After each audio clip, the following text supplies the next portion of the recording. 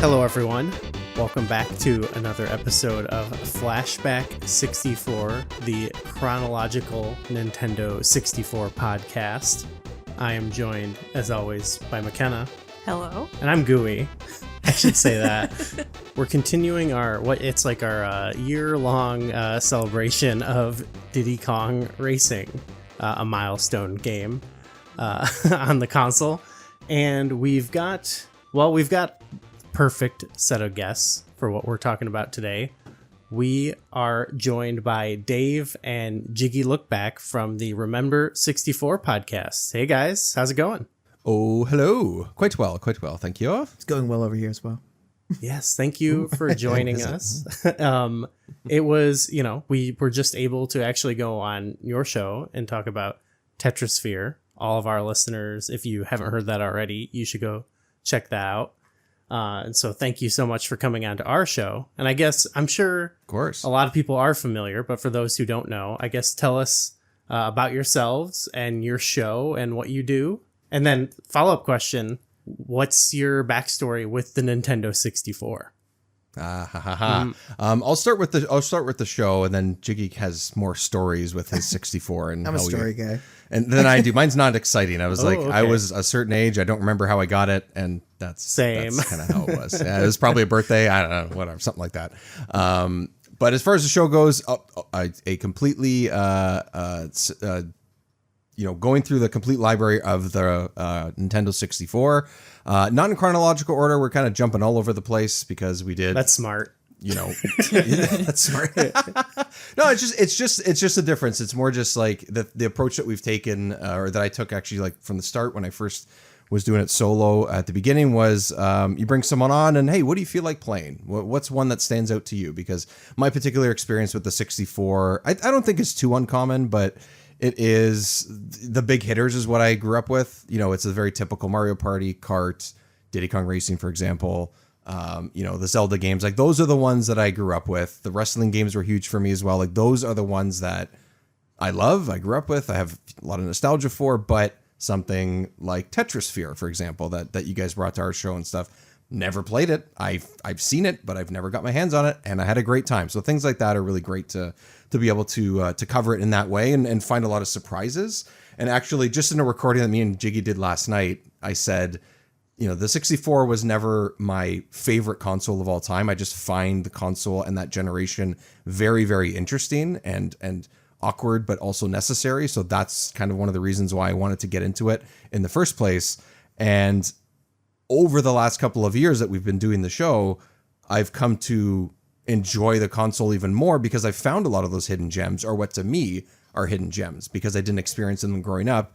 And I've had more and more love for what the console can offer and what is available than I did just a couple of years ago, and what I did for the 20 years leading up to now since I had it. So, that the show is just going in and we play the games to completion if we get a chance to, and we just talk about all the details about it. Some of it's about the development, some of it's about just our memories of it, what the last couple of weeks of playing through it was.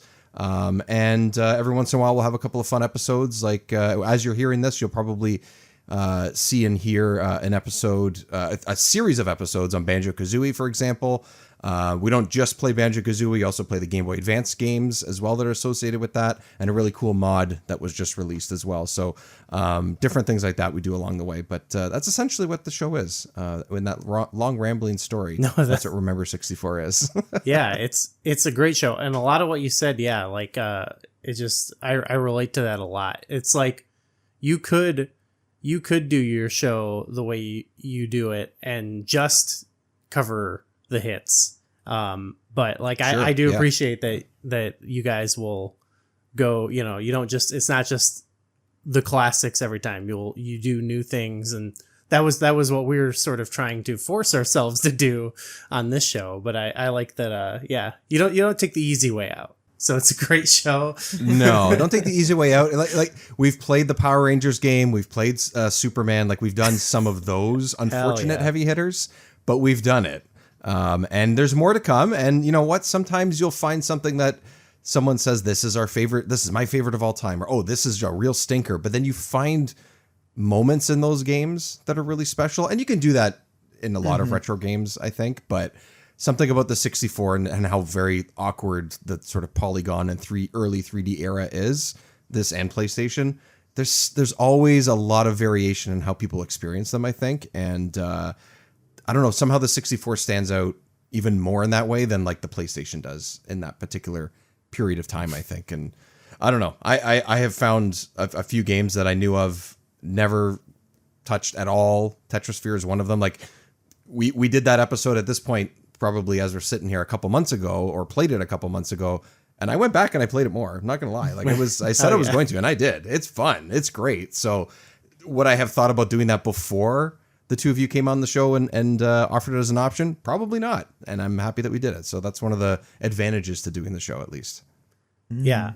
I highly recommend the show, but Jiggy, I know you're on the show, but you have your own world of N64 related things and stuff. So yeah, go ahead, tell us about like your sort of backstory with it and what you do. Okay, I'll start at the beginning. So I'm a bit younger. Not to say that I'm like young. I look young. I look perpetually 17. But I'm like 5 or 6 years younger than Dave. So the N64, like I think that's the difference between the SNES being your favorite console and the N64 being your favorite Nintendo console. That little age gap right there, because I love the N64. It's not the console I wanted when I was a little kid. I actually wanted a Sega Genesis, which was probably like after the window of Sega Genesis, because my friend had one, his older sister had one. And I would go over and play Sonic the Hedgehog, which is another, like, I just love Sonic. Sonic 1, Sonic 2, Sonic 3. Loved all of them. Oh, yeah. Golden Axe, we played a lot, too. Nice. I just freaking loved a Sega Genesis, and I was like, I really want a Sega Genesis. I did not get a Sega Genesis for Christmas, but I did get a Nintendo 64, which I'm sure my parents were, like, convinced by some sort of, like, store clerk or something, like no, you want this is the new thing, this is like, get this, you know. Jiggy, they saw the banner on the front of the store that said get in or get out, and they're like, well we gotta get him in, no right? choice. Yeah. we gotta get the end, I guess. I don't have a choice now. I'm in the store. yeah So I got in, and a little game called Donkey Kong 64.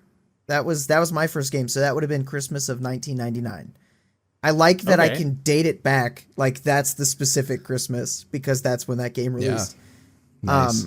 Friggin' love that game. And then that expanded into Banjo-Kazooie, and then the Pentultimatum of Banjo-Tooie in my eyes. And yeah, I sort of started that. I've always had a love for that. And my content journey sort of started because someone was bashing Donkey Kong 64 on YouTube. And I was just like, man, I hate that. I love DK64. I was like, I need to just play through DK64 and just talk about why I love it as I'm playing through it. So that's what I did. And that was the first Set video. the record straight. Yeah, it was like DK64 analysis. And I've expanded that into like a defending DK64 video, and then that's expanded into Banjo, and like I grew my own thing. And Dave actually had me on Remember 64 to talk about DK64, resulting from that, and I never left. So here I am. That's the journey. It's a great duo, though. You guys got a great dynamic on your show. We sort of have a similar like thing where like we experienced the N64 a different way, but almost like in a way, because I like had it and I was into it, but I was pretty young. And then for you, it's like it was the first like console you remember, but it's not like your most nostalgic, because you were maybe even a little bit. We have like a similar age gap, I guess. Yeah. Right. Yeah, it's probably like Game Boy is my nostalgic console. Yes. I did a lot of handheld gaming as a kid. Yeah. That one cast a wide net too. Mm-hmm. I remember, like, the stories I remember are getting my Game Boy and my SNES, because there's actually stories associated with them. Whereas the N64, I was that age where it was just like I said before, I had a birthday, I think. Oh, man. Or Christmas. Oh, man. And I remember getting games, but I don't remember the console opening sort of idea. Like, that's the thing. Oh, I remember it so vividly, because it was from Santa, okay? And I got the box, obviously. opened it up. Don't quote that. It's just the box. Don't bunny ear Dave, that. it was just the box. It was just the box. Oh, and I shit. opened it up, tears flowing, crying, thought it was a joke, right? Well, my dad had set it up already in our entertainment center in the other room. Your so then- parents help you hook it up. yeah, so it was already hooked Yeah. up. It was like, go Ask check your the other parents room. to I plug think it in. Santa Yeah. already got it set up for you because he knew you wanted to play it. So it was like, yes. Well, that's Santa sweet. made sure it worked. He Yep. tested it. And then I Yeah. proceeded to eat this is very specific. I sold that controller, but I proceeded to eat a peanut butter and jelly sandwich. And I remember dropping like a glob of peanut butter and some of the crust in the D-pad of my gray N64 controller. Oh. And it just was like nasty ever since. That's from day one. It might have been like day 2, but I do Okay. vividly remember eating it. And it was But very it was early. early. It was very early It was on. really- it set the tone. Like what you're saying about Donkey Kong, like a lot of those, a lot of the games you talk about, Banjo and Donkey Kong, those are like bubbling up storylines on our show because we haven't gotten there yet. But we have plenty of friends. Yeah, we'll have to talk to you about them for sure. We have like people in our circle who love them, people in our circle who hate those games, and it's sort of like I played those back in the day and I love them, but I haven't played them since, and McKenna's never played them. So it's sort of this like, Oh, really? everyone's like waiting, like What? You just had a heart attack. how is that I possible? just think, actually, it gets me kind of excited. It's like, oh my gosh, you got to play them in like specific orders so that you can like get the rare flow going. So it's like just peak, like The ramp better, up better, of all the better, rare better. games and stuff. Yeah. Yeah. Well, that's what the chronological is for, I guess. We're gonna track their Yep. progress, but it's gonna be like people are gonna be like, what are they gonna say? Is it gonna be, because we've got the people who are shooting for the game, people who are repping Yep. it. So it's gonna be Yeah. exciting to see where we go. We're gonna have to That's cool. put out Yeah. a official declaration. Yeah. It's good, it's bad, we'll see. No. Put it in writing, get the stamp, and go to City Hall with it, like everything. Go Yeah. do the whole thing. You're pretty safe with rare.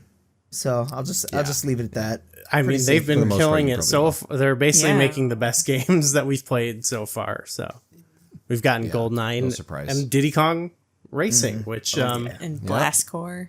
Blastcore, Yep. Killer Yes. Instinct, even pretty killer. Killer Instinct, very early Killer Instinct. Oh yeah, if you got through Killer Instinct, that's the worst one, in my opinion. Wow.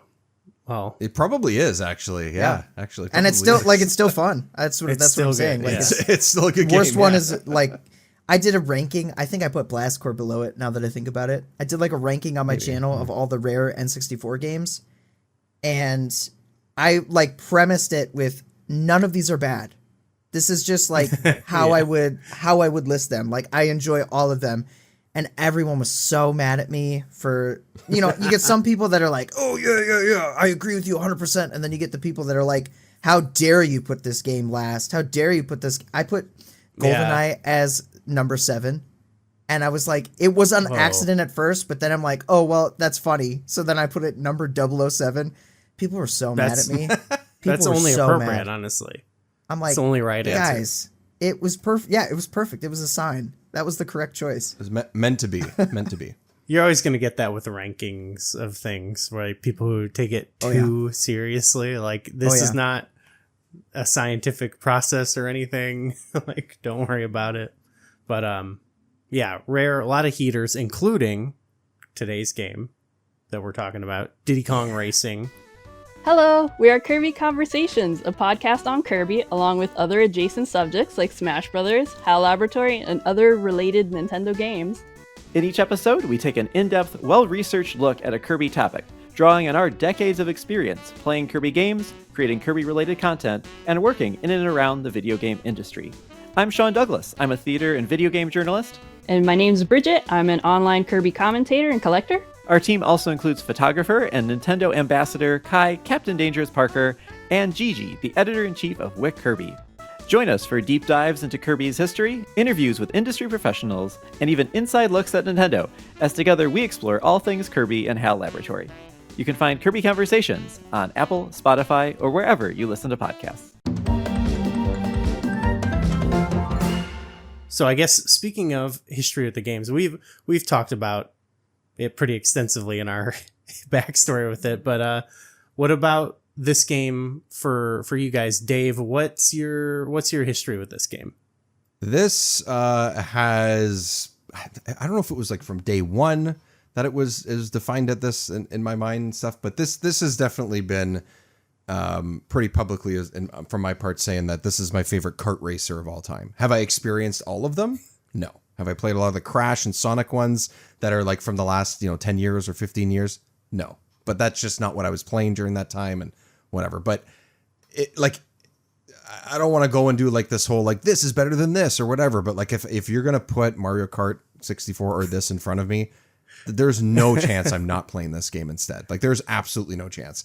One of the like for me, what's interesting is that if you do talk about those two games and kart racers in general, is that this game for me is a single player experience, whereas a lot of kart racers and racers in general are about the multiplayer, and that's totally fine and understandable, and that's where those games thrive. But this game in particular was one that I got close to when it released, I would say, because I got the console around the time that this game came out. If I can remember correctly, like I said, I don't fully know, but it was around this time. I know it was in 97 at some point, but I just don't know exactly what it was. And, we had a Game Boy at our house, and we had the SNES, and we had this. So if it was a game that one of us, me and my brother, were playing, one of us would have the really small TV that would be playing one of the consoles or the Game Boy, and the other one would be playing on the slightly larger TV with the N64, because that was the new console. So it gets the 15-inch TV instead of the 10, something like that, right? So that's how we would do it. And if we wanted to play single player games, that's what would happen. So this was very much like my thing, playing this game. I played this over and over and over again. I did those sort of boss battle races. Like you have to race those to perfection. I used to know exactly what to do, where to go, what to hit. Like it would be second nature to me. I played this game nonstop. I absolutely love it. The older I've gotten, the more I found out about it, about the characters and how this was the first appearance for so many of them, and how it's like this really sort of weird culmination of all these ideas that Rare had and stuff. Like I didn't know all that stuff when I was a kid, but it makes me appreciate it even more and think, okay, I'm actually even more glad that I fell in love with this the way that I did, because there's a lot of love in this game that I didn't know was there. And I don't know, I really like it. I love the personality, I love the music, I love the characters, I love the variety in the vehicles. All that stuff is great. So yeah, this is one of my favorite games on the console, I would say. Yeah. Yeah. Mm-hmm. Yeah. How about you, Jiggy? When you played DK64, were you like, okay, what else has this guy Diddy been up to? What's he been up to? Oh yeah. I went through, it's interesting you said the single player experience, because I actually agree. I'm trying to think back if I had any real multiplayer experience, but like very few and far between. I mostly played this single player, and like 90% of the time. That's the thing, right? But it's interesting because getting an N64 after Diddy Kong Racing, in hindsight, I can go back and play. I played Banjo. I had Conker's Pocket Tales. I was not allowed to get Bad Fur Day. That's another story. Yeah, but going back and playing Diddy Kong Racing and seeing, I knew those characters. Like, I knew Banjo, I knew Conker. I got to experience those around the same time or slightly before I got to experience Diddy Kong Racing for the first time. So in a way, I felt it was a little more impactful with the character roster for me. Whereas I could see like someone at the time didn't really have that impact because they were new characters. That was their first introduction. And then like, it was. Dave was like, no, I'm just trying to think like Diddy first, obviously you recognize this. Oh yeah, Diddy. I love the Donkey Kong series in general, but I think it's that and Crunch, I guess, are the only ones you would recognize. Yep. Like, I don't think there's anyone else in any other way that I would, even if I played, that was it, because I got it very close to release. I know I did, because I've had it for so long, but like, that's it. I was like, cool, it's a racer, and it's got Diddy Kong in it. I'm in. Yep. Like that's all I needed. Yeah, so. That too. I mean, I did play Donkey Kong Country 2 before I had an N64, so I knew Diddy like before that. So that's a selling point in and of itself. But yeah, it was a really cool one. And then like as I've progressed, I just appreciate there's so much lore connectivity to Diddy Kong Racing. I love it. It's awesome. And the gameplay's great. I will say though, if I had to compare it to Mario Kart, I would say I love it way more. If you put Mickey's Speedway USA up against it, I would have a harder time, because I actually think Mickey Speedway, like the more I think about it, the more I really like the gameplay of it. I think Diddy Kong Racing is still stronger, but Mickey Speedway is a really good contender. And I did play a lot of those Sonic racing games that you were like, I skipped over.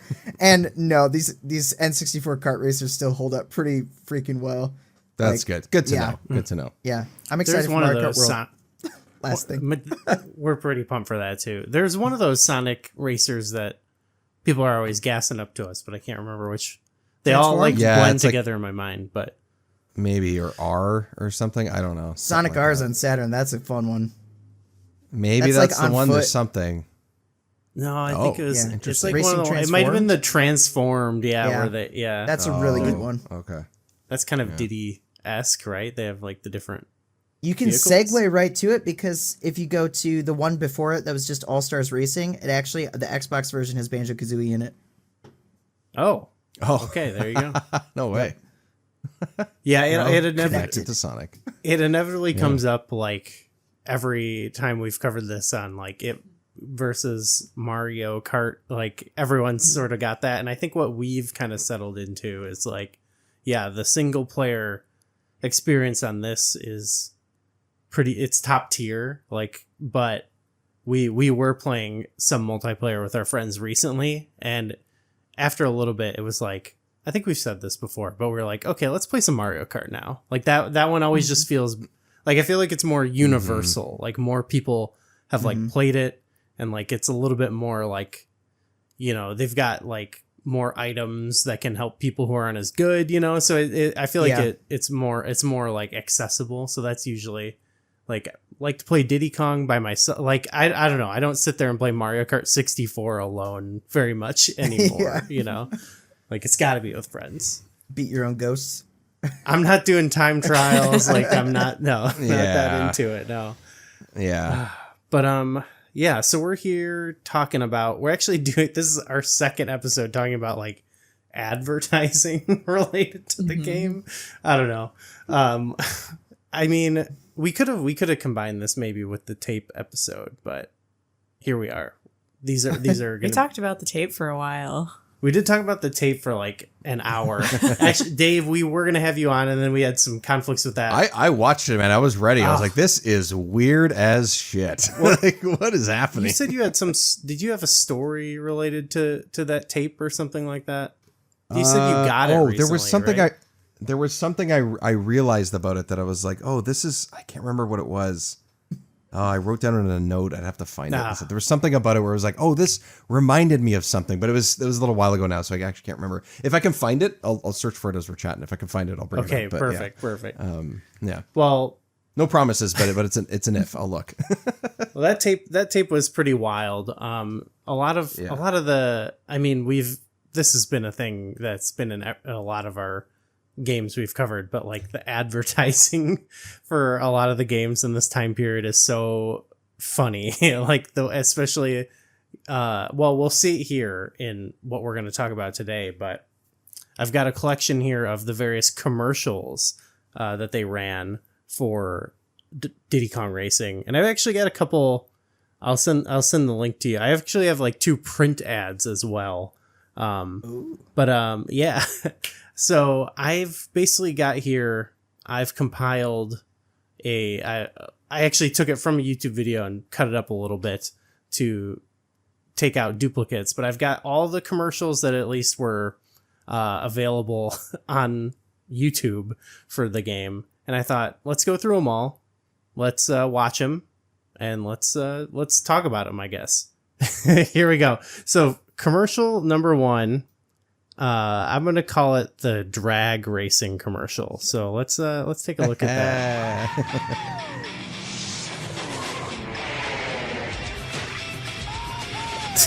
Jeez. This ain't just drag racing. This is Kong racing. The rough riding, balloon grabbing, coin snatching, boss beating, rumble pack ready, racing adventure that's definitely off track. For 1 to 4 players, only on N64. Some stunts in this. Get in or get out. Yeah.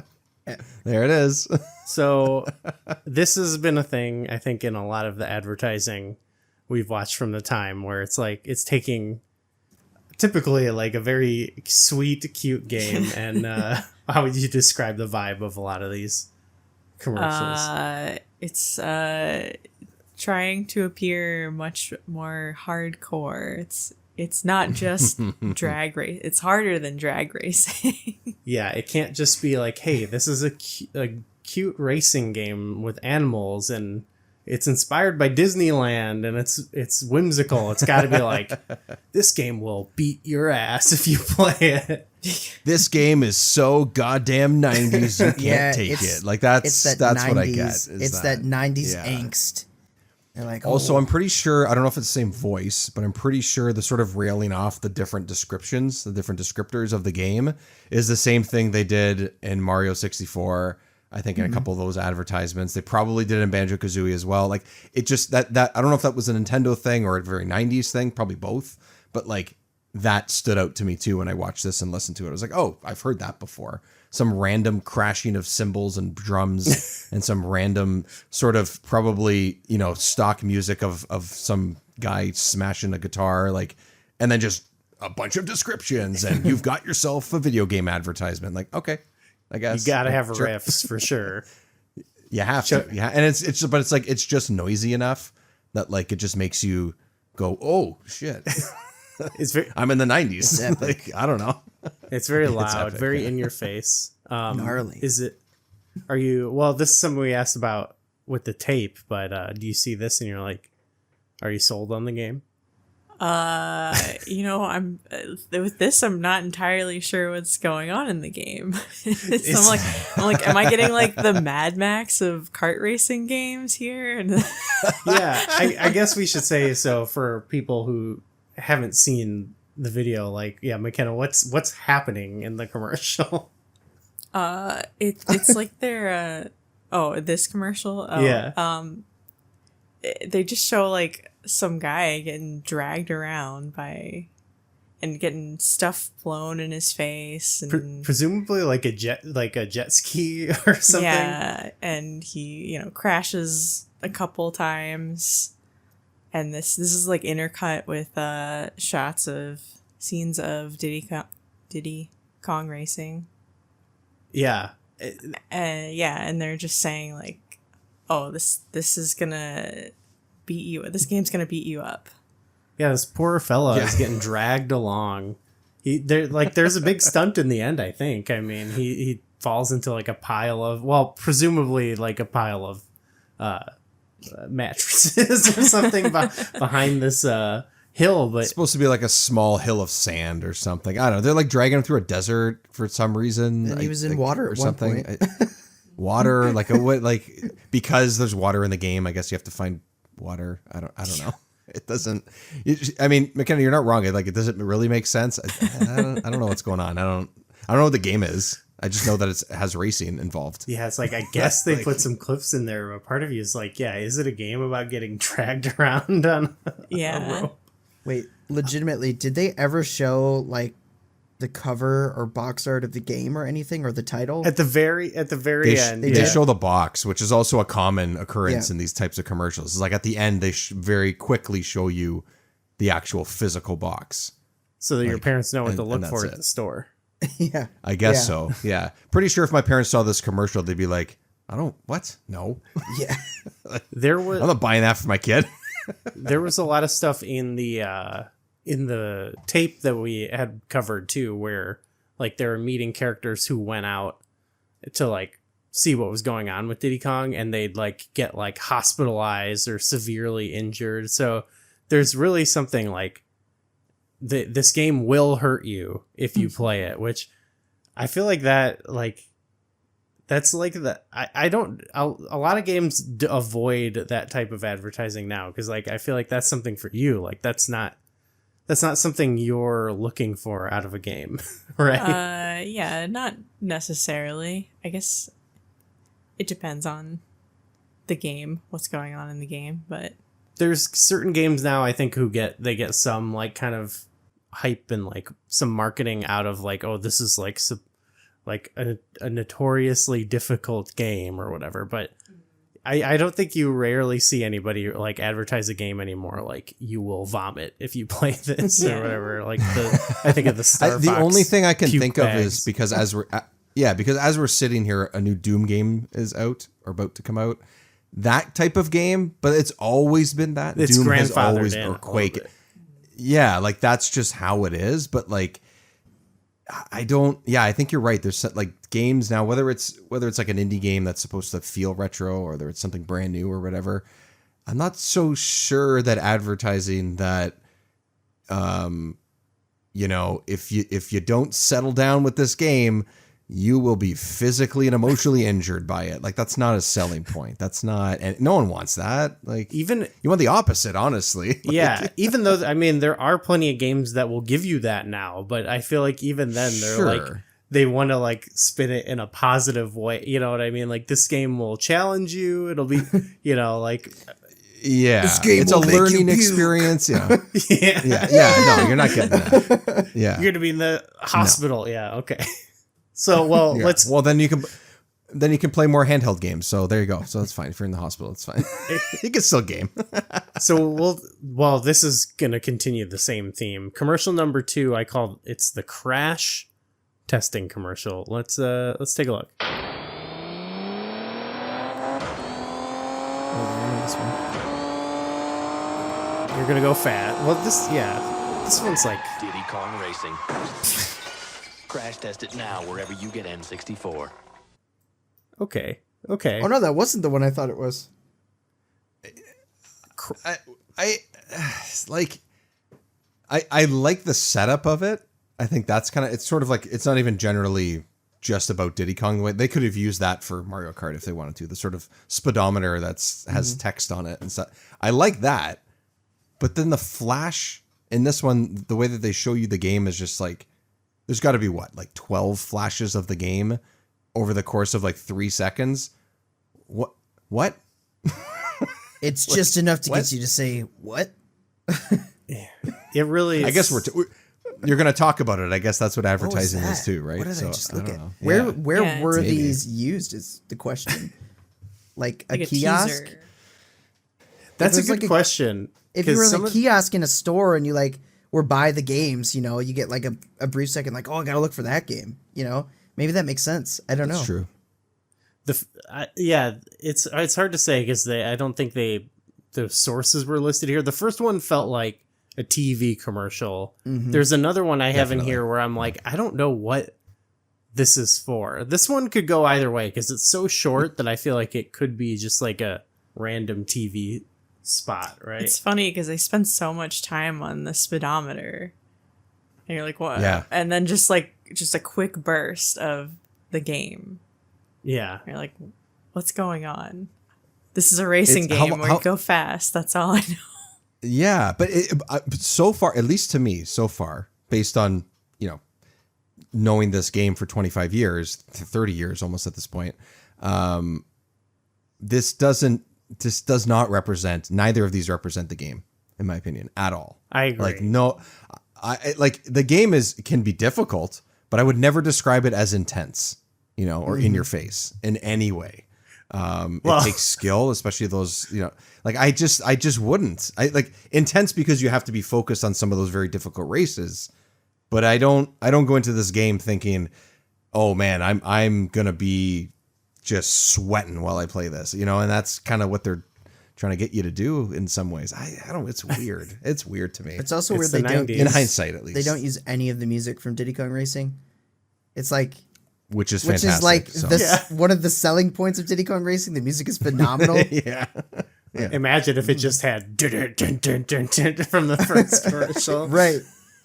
Some new metal in there. I think the first one is still, I think it's more, there's more, they did more for it. So I'm going to say that more. one's the better Yeah. one. They dragged somebody around on a rope. So Yeah. I say effort. They tortured this one, someone. They tortured a guy. This one just Kudos for torture. this is just a close up of a speedometer or whatever. So, you know, And also the first one's a very common thing too, again, with these types of like sort of mid to late 90s commercials where you get some 13-year-olds, 15-year-olds that are like, you know, physically in the commercial, sort of representing some version of something in the game. You know, like they just find a way to make a weird, like them doing something weird is like, oh, that's how I'm going to feel when I play that game. The speedometer doesn't do any of that. That right? is- it's more just that is a good point. Yeah. Like it makes me think of watching like all the like Legends of the Hidden Temple or Double Dare or whatever, when you'd see kids doing these like intense competitions. Yeah. And I would always be like, oh, that'd be so cool if I could go Yeah, around that's that what or they're whatever. doing. Nickelodeon, you get Yeah. slimed. Yep. Yep. I guess when you're a kid, The there's an other appeal. commercial the commercial that pops into mind from like that style is the Yoshi Story one, where the kids are sitting on the couch and they have like Yoshi tongues suddenly, and they're like grabbing stuff from across the room.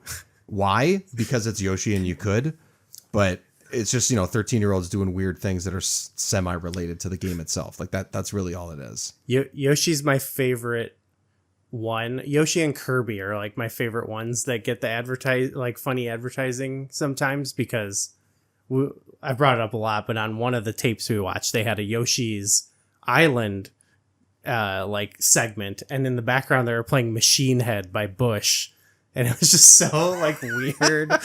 But you know, that's what it was Amazing. at the time. Yeah. So the next one I have, I don't know where this is, one that I'm like, what was this for? And I don't know. I'm sorry, this is not a well-researched episode. I just took the video. But you know what? I will say this one, I'm calling it the Wild Racing Adventure commercial.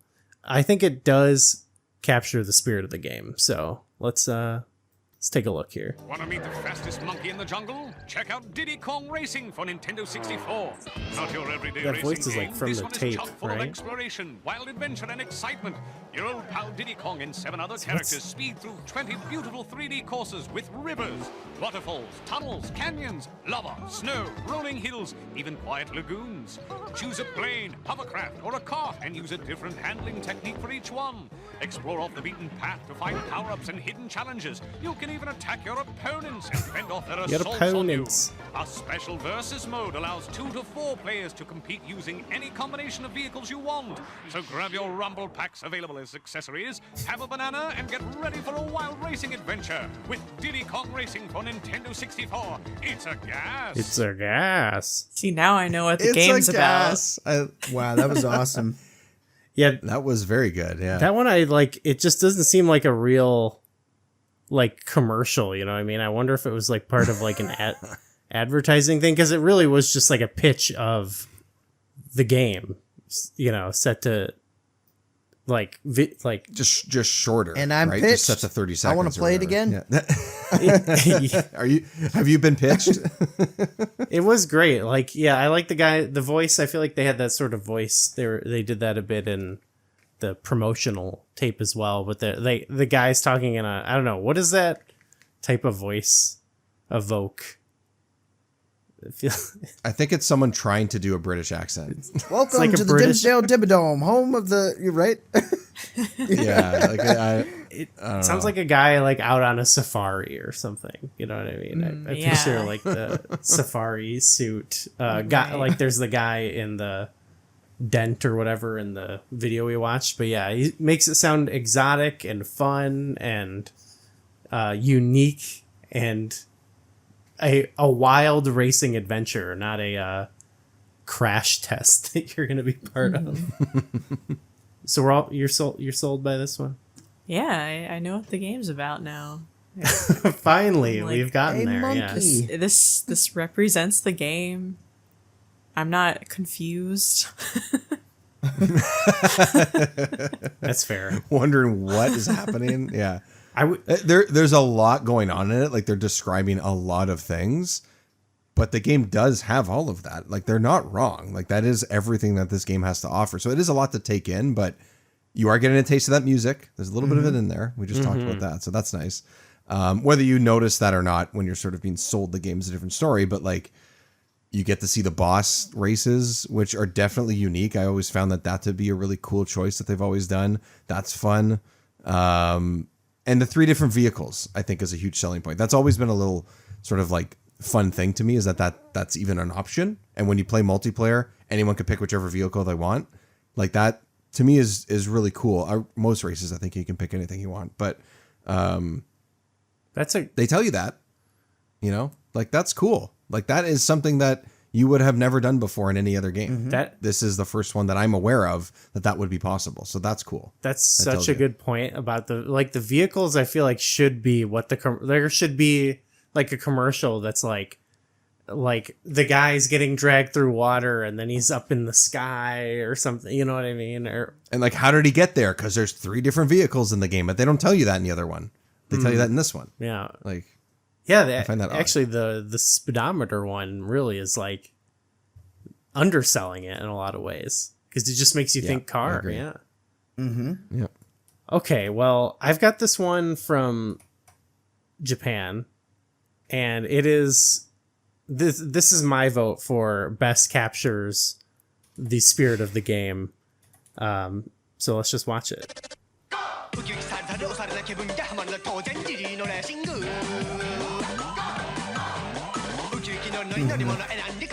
Banger.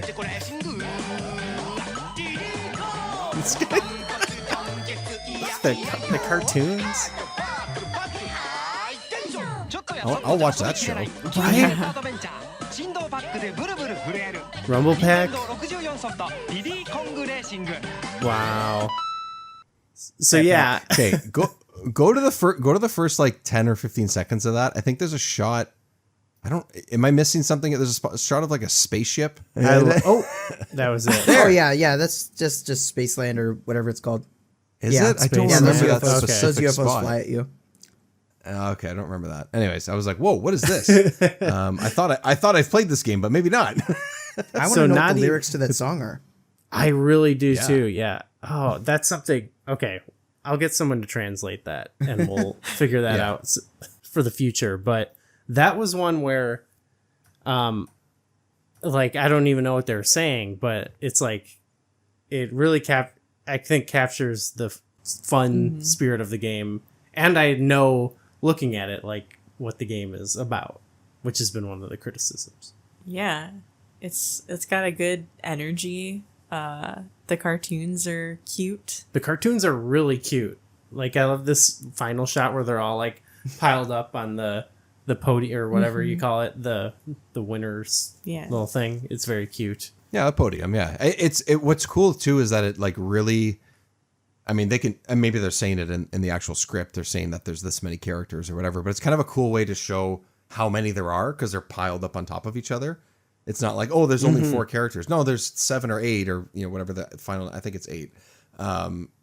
Like that's cool because it's just, I don't know, it's just like a fun way to represent that. And like this, you know, Saturday morning cartoon style animation that's spliced in with the gameplay and stuff is like, it's almost better than what you're seeing with the gameplay. It's cool. I think it's great. It looks awesome.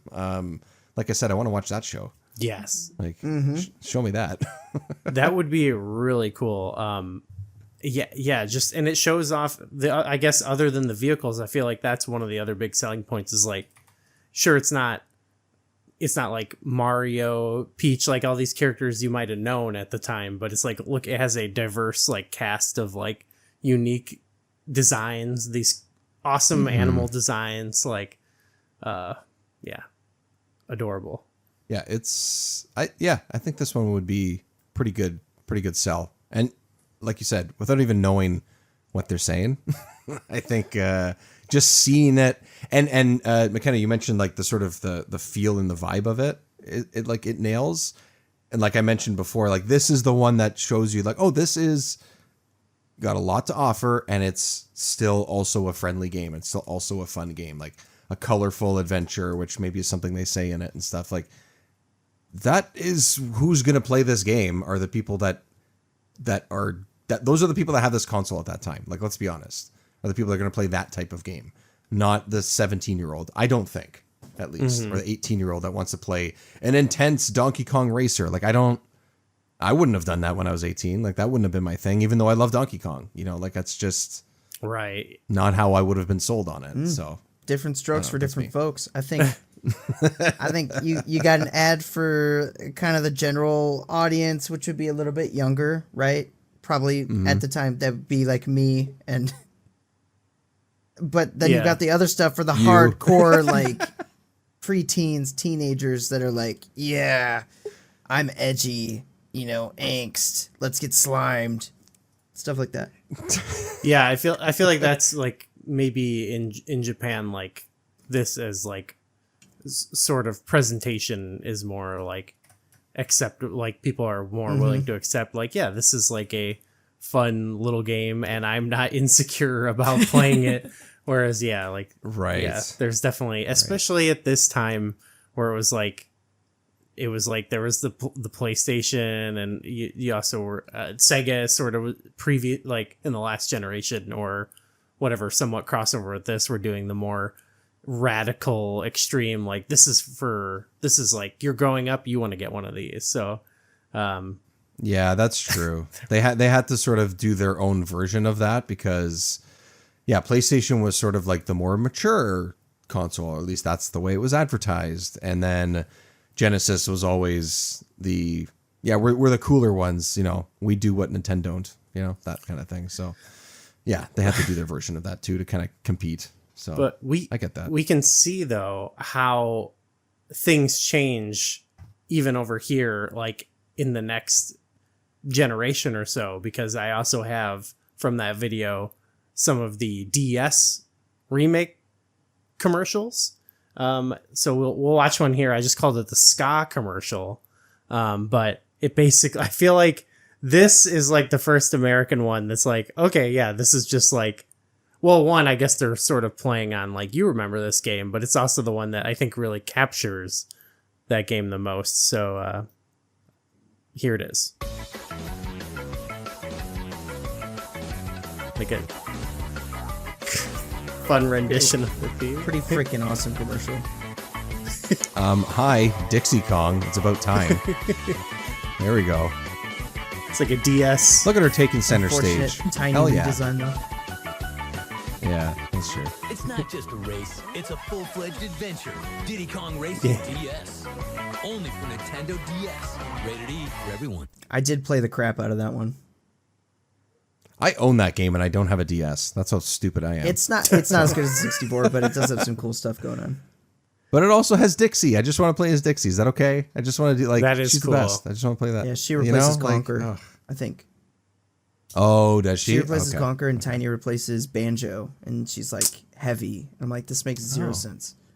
She's heavy? Yeah, she's big. They made her 10 big. years have gone by. She's no longer Tiny Kong. Teen Kong. Yeah. There you go. They should have changed her name. Teen Kong. Teeny Bopper Kong. That's what she is. So yeah, I think that one had a great vibe. I love that rendition of the song. I don't know who did that. I don't know where that version came from. I don't think the game has its own like updated tracks that I believe they did, but I don't think that is one from the game. But I thought it sounded great. Honestly, I would listen to that version, the little ska version of the song. Yeah. I love the DS is kind of racing through the track. Yeah, that was epic. As the commercial goes Yeah, on. like it's a vehicle. Like the DS itself is the vehicle, which is kind of cool. I like It makes you think it's gonna have CGI Sorry, go Dino ahead. was epic. That's all I was saying. Oh, yeah. Oh yeah. I was under the impression Sort of like that- little different sort of aesthetic to a lot of it and stuff too. Look a little glossy. I don't know what this thing actually looks like on the DS screen. Like I'm not sure if it's like if it pops, if it looks a little like, you know, sometimes like some of the GBA versions of SNES games are fine, but they don't quite like, especially the Donkey Kong games, they don't quite translate the same way that they did on the SNES. I don't know if this is the same thing, but this makes it look like, oh, hey, this is going to be a pretty cool version of this game. Jiggy, you were sort of like going, Yeah, it's pretty much that scenario, like how you got GBA SNES games. Like they look pretty good, but not quite as good as their counterparts. It's pretty much that. Some of them. I think some of the Mario games are okay, but I specifically like just played through DK1 and a little bit of 2, and I was like, this is not nearly as good as the original version from, pretty much like 8 years prior on a different like an older hardware. It did have online though. I wonder if this is kind of the same. That's the selling point. Yeah. Yeah, that's something. I will Street Pass. It's like it's acceptable for sure. Like I've been playing it a little bit, the Diddy Kong remake, and it's okay. It's you noticed a couple things where it's like, it doesn't have. They took out certain like visual elements, I think probably to make it work a little bit better. So it's like it doesn't pop as much, but yeah, when you're playing it, you're not like, ugh, what's going on here? It looks solid. So yeah. Is it like the same game just with updated characters and stuff like visuals, or like in some ways it is, and then in some ways it's not, and that's what kind of... You sound so exasperated. Yeah. I'm worried to continue. We're going to talk about it on a show, but the big thing is they replace the silver coin challenges with like this motion thing, and it's such a bummer because I love doing the silver coin races, and now it's like tap the balloons on the screen. It's like, what are we doing here? Like, if you want to make that its own mini game or something, that's fine, different. but don't fuck up the part of the game that was cool. All right. Anyway, well, fair enough. Hey, I asked. My fault. You blame me. I'm sorry. I'm sorry to get heated. You can draw on your cart though. You can draw on your cart and like make it look that is cool. how you want it to. That's pretty neat. Oh, that's cool. Oh, see, that's something I thought that they were doing with Mario Kart World. When I saw the trailer for it, like when they sort of showed the longer trailer, I was like, oh, look at some of these cars have like stickers on them and stuff. And I was like, maybe that's what it doesn't seem like they're going that way, but That'd be pretty neat. That's a cool idea. I love customizing cars in any racing game. Yeah. I love that. Gives you that That's personal always fun. touch. Yeah. Well, hopefully they hear this and they're like, we gotta add that. Well, they will. We know they will. All the big Nintendo podcast powerhouses in one episode. They're listening. Yeah, they do. They must, because I went on a friend's YouTube channel discussing the future of Mario Kart like 8 months ago, and they're like, "What do you want to see?" And I named like everything I said they did in Mario Kart World. I said the boat thing. I was like, I want a big open world I can explore. I want missions. It was like down the line, like list of what I said. And my friend sent it to me when Mario Kart World dropped. And he's like, a little spooky, my friend. It's awesome. They're spying on you. I think it proves that developing games are not difficult, because clearly they just made Mario Kart World in less than 8 months. So, clearly. That's pretty much what that proves. Clearly. They spent like a decade being like, what do we do? What do we do? What do we do? And they saw that one comment. They're like, that's it. All right, let's get to work. We got That's it. It's crazy though. Like seriously, the things that I said, like that they did, I might as well just describe the trailer for Mario Kart World in that thing, and I had no insider knowledge. It was crazy.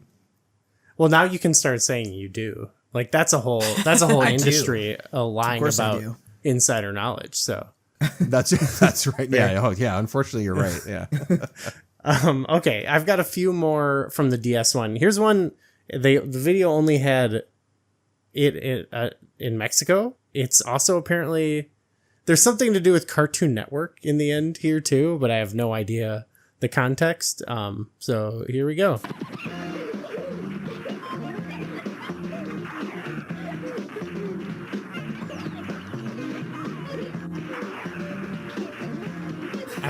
I don't know what they're trying to get across. What are they doing? I like they're just showing the wireless connectivity between the two DSs, but with no description of it whatsoever. Yeah, it almost looked like they were playing Pong. It did actually. Yeah, they're highlighting multiplayer. CartoonNetwork.com. Wait, what? Yeah, I don't know. The Mexican website of Cartoon Network. That's so strange. I'm going to assume there was some promotion. Cartoon Network was involved. Assume. So.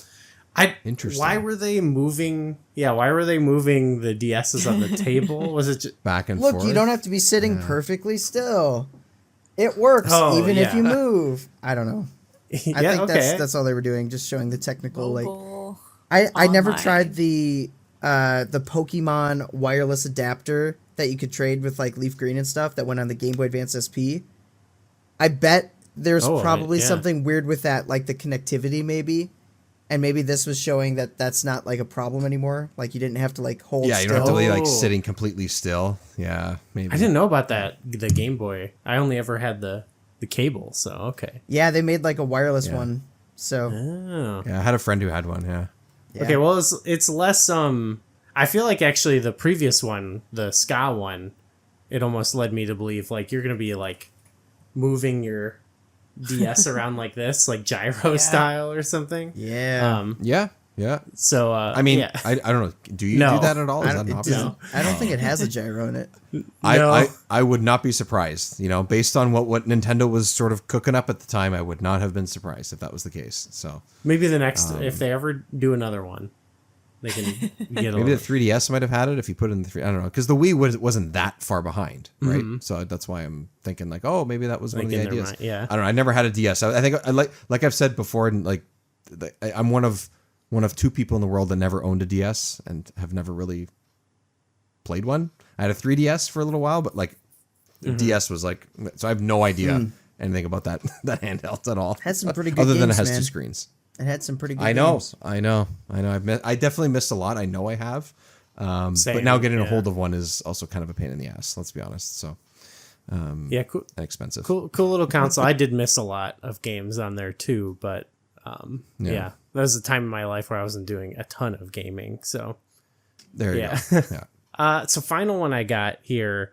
This is the DS. It's highlighting the online functionality once again. This one's from the Netherlands, but I thought this was a pretty sweet commercial actually. So Sorry jongens, oh yeah, I'm you, the best racer. There's the screen. Yeah. Vem ska få smaka på den? SMA or whatever that means. Een ultiem raceavontuur met tot wel 6 spelers van over de hele wereld. Diddy Kong Racing DS, exclusief voor Nintendo DS. exclusive. Yeah. Nice. It's not DS. It's a DS. DS. DS. Yeah, I remember watching one before too, going, "Oh yeah, no, that's pretty." I mean, it shows you that everyone can play it. You can play it wherever you want. There's some connectivity to it.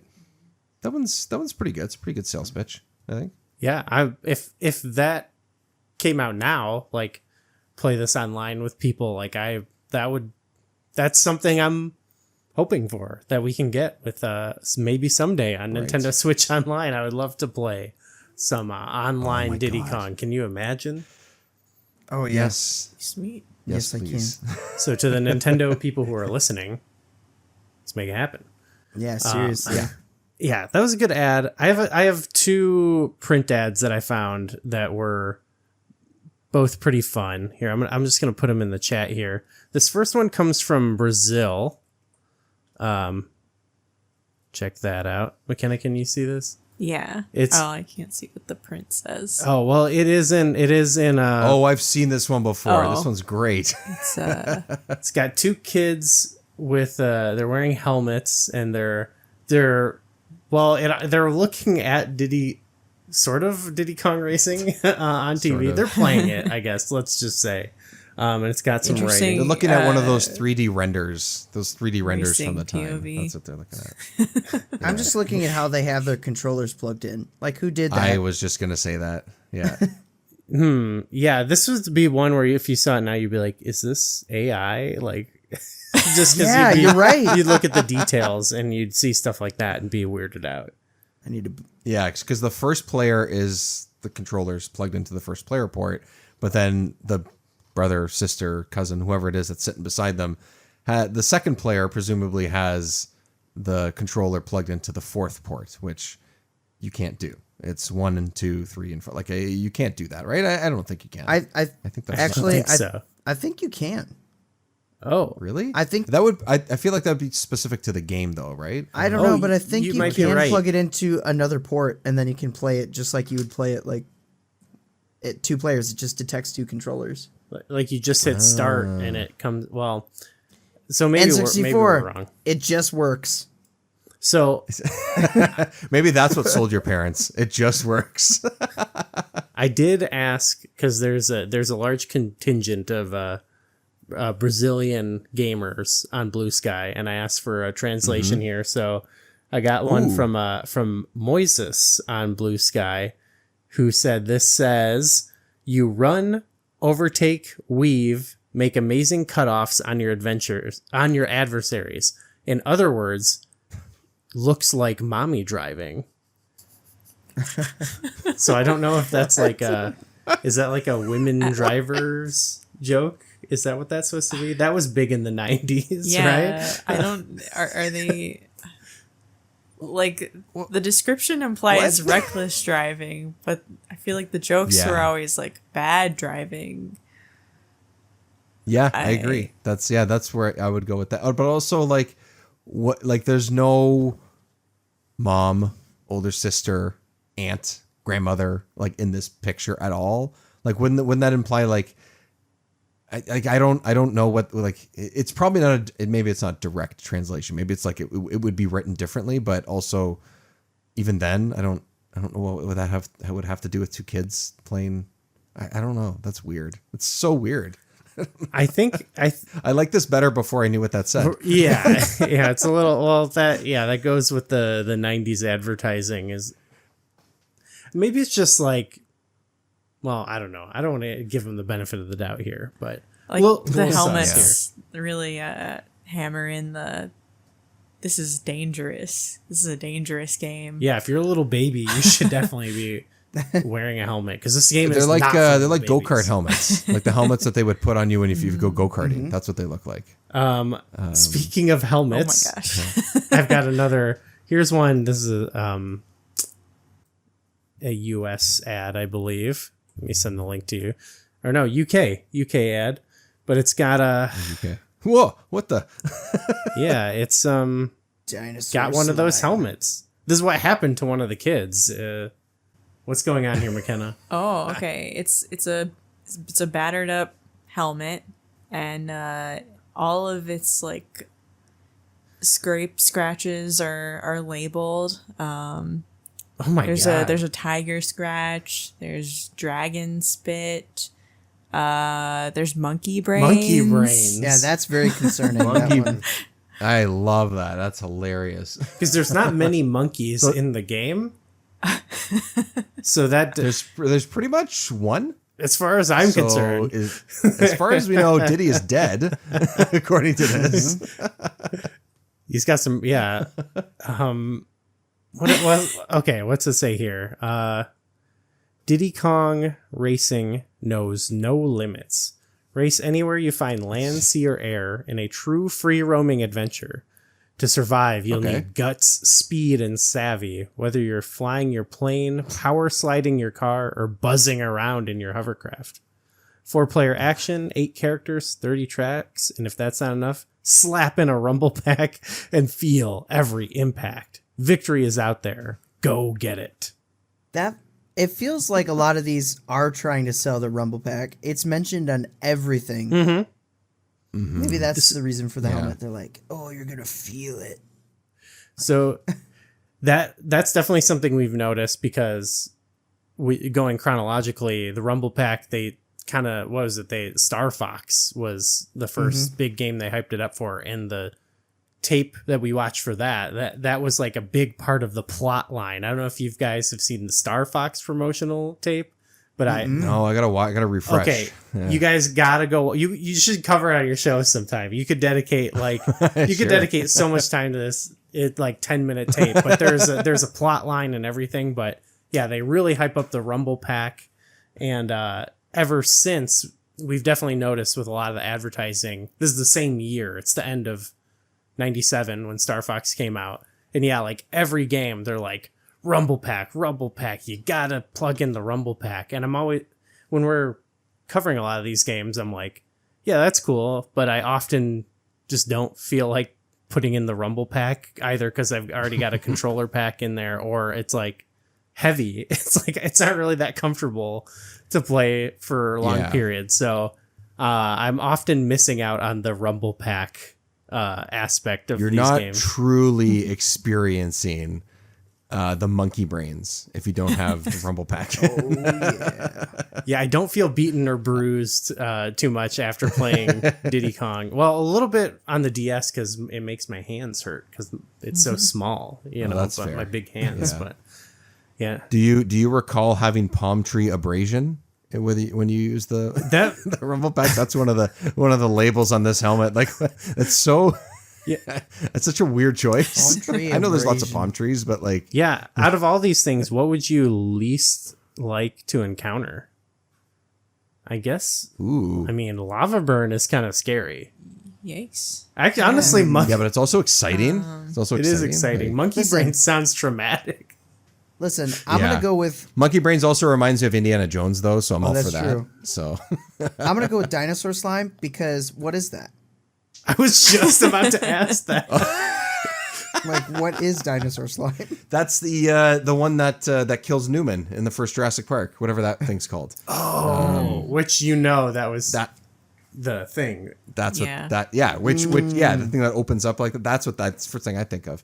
For me, honestly, like I joke about the palm tree abrasion, but that's like rug burn, and rug burn sucks. So I'm gonna go with that. Rugburn does suck. Oh, actually, yeah, that's the most like just like genuinely outside of ones that are like this could kill you. I feel like that one sounds the most like unpleasant to deal with in the long run. It's also the most like basic one, like the one that could happen to anybody. You know, like Yeah, propeller scrape kind of sucks too because like you're really close to a plane. Like, what are you doing? Close to a propeller? Like that could definitely. Speaking of Indiana Jones, get too close to propeller, you get chopped up. So There's literally a nail in this helmet, a fence post nail, and none of us said that that's like the worst one. Like getting impaled in the head with a nail. that is funny. It's like you could crash into a volcano, a dinosaur, you could blow a monkey's brains out, but you also might just run into a fence. It's like that would suck, I guess. Yeah. Gotta be careful. The fastest, most powerful games console on Earth. So That's right. yeah, games. Console. games console. Games console because there's more than one game. I think that's just like a proper grammar thing. I think that's what that is. It makes me think it's of not conversational, but It makes me think of in like NWA or WCW, they would refer to the champion as the world's heavyweight champion and not the world heavyweight champion. I'm always like, oh, I guess that makes more world sense. owns them.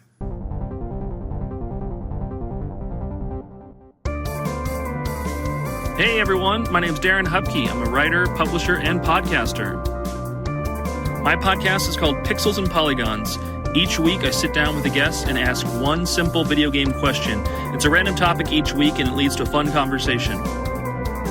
You can find it on your favorite podcast platform every Friday, and you can read more about it at pixelsandpolygons.net. So that's all for our ads. It was a lot of fun to take a look at them.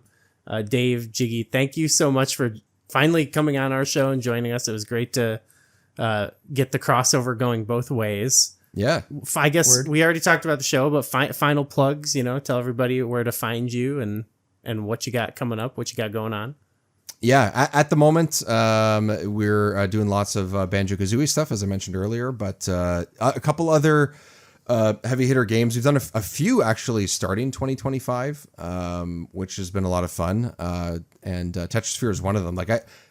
Like all the games that we've played so far this year, I feel like, oh yeah, there's something you can get out of all of these. So like what we've started from in the last 6 months has been really great. And we're going to try and continue that going. So, podcast feeds, YouTube, Remember 64, as you'll find that. Remember 64 show on social media, mostly Blue Sky and Instagram. Every once in a while, I'll toss up a stupid, silly video on TikTok and on YouTube as well. When I'm very overtired at 2 o'clock in the morning and I can't sleep, that's usually where I come up with those. So take that for what it is. And you can always support the show on Patreon. And you get episodes early. You can get a couple small things here and there that I try and do on the side. Time is a construct. Time is a flat circle, however you want to describe it. It's very difficult to do extra things, but I do when I can. And I definitely release episodes early all the time as well. So you get that. But yeah, that's pretty much it for the show. But yeah, tell your friends. How about that? Woo. Yeah. It's good stuff. How about you, Jiggy? What you got? I was just gonna say, if you find Remember 64, just follow that trail. You'll find me. And yeah, That's right. I'm on everything too as Jiggylookback. YouTube is the big deal. Also doing a lot of banjo content. I normally do a lot of banjo content, but specifically I'm doing Mumbo May currently. I saw that. Yeah. It's going well. It's going really well. I've been not procrastinating, but like Dave said, time is a construct. So I've been sitting on a video that I'm like trying to get finished. But it just takes forever because especially when I stop to play really cool banjo mods and I stay playing it for 8.5 hours to just power through it. I streamed it. It's like, this guy is a crazy person. He'll play a game for almost 9 hours straight, and I don't understand how you could possibly function. I wish I could do that. I know. Yeah. Well, I mean, the videos, they're great. I want to tell everyone, I was just watching the one you did where you were covering all the stages in Melee.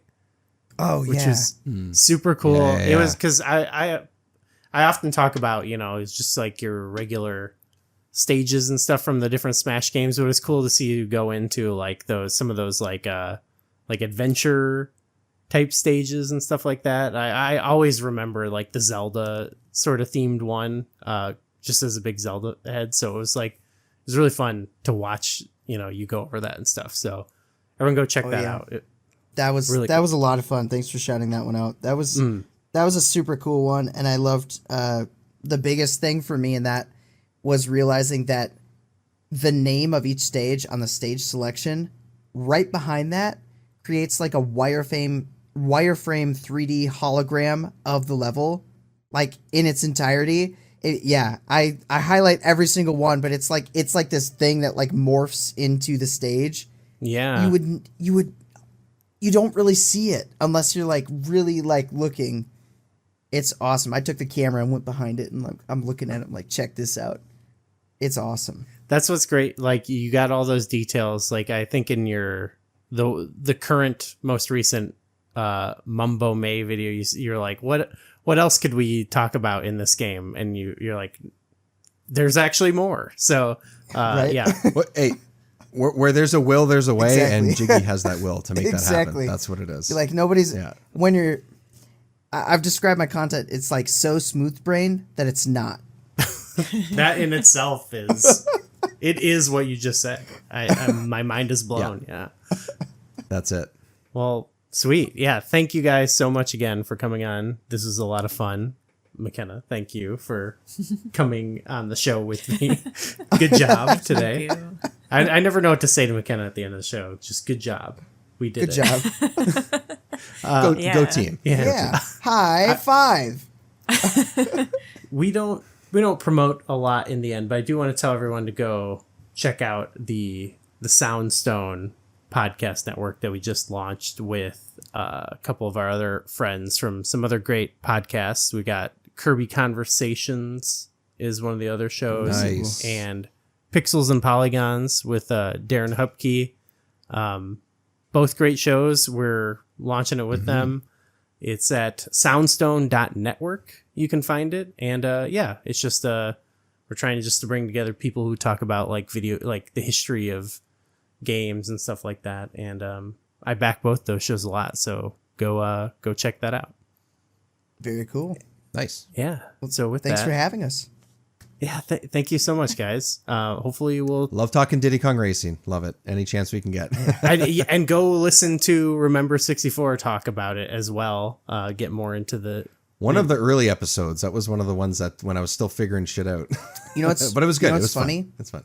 I just remembered because I haven't thought about it. We did a collaboration on my channel, Mario Kart 64 versus Diddy Kong Racing, and we just kind of talked that's about what something we like want to in do. one versus That's the other. It was good. Yeah.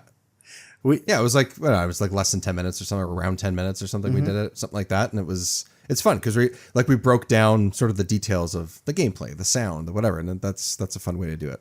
That's amazing. Yeah, we have one of our friends is always on about that. Like DKR is better. So I was like, I've got an episode planned I'm like, this is going to be the episode for you where you can finally let Yes. go. So Nice. we're gonna steal a little bit of your thunder. I'm sorry, but no. Hey. No, but it's like I said at near the beginning. It's almost something you feel like you have to do. It's this weird like inclination that it's like, yes, it's almost like it's not a complete discussion about the two games until you do something like that, which is a little weird because you don't really want to promote people butting heads, but also it's still an interesting discussion because they're two games that aren't necessarily always competing against each other, but inevitably you're going to compare them because they have similar characters, ideas, colorful themes. I get why. I like to compare the games because it's like you want to look at what elements of this are what make this like my preference. Like what are the elements that separate it from the other that I like, and then like later on you see like different elements incorporated into the game, and it's like, okay, I don't like that. I don't like those elements in this part of the series. Like, but I like that they did. Like, I love Mario Kart DS, and it has a lot of things. I think I liked it better than Diddy Kong Racing DS. So I liked Mario Kart DS better than Diddy Kong Racing DS, but I like Diddy Kong Racing 64 better than Mario Kart 64. So you never know where it's gonna go.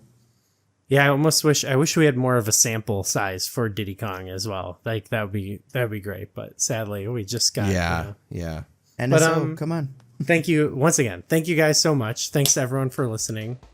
Thank you, McKenna, and we'll talk to everybody later. Bye.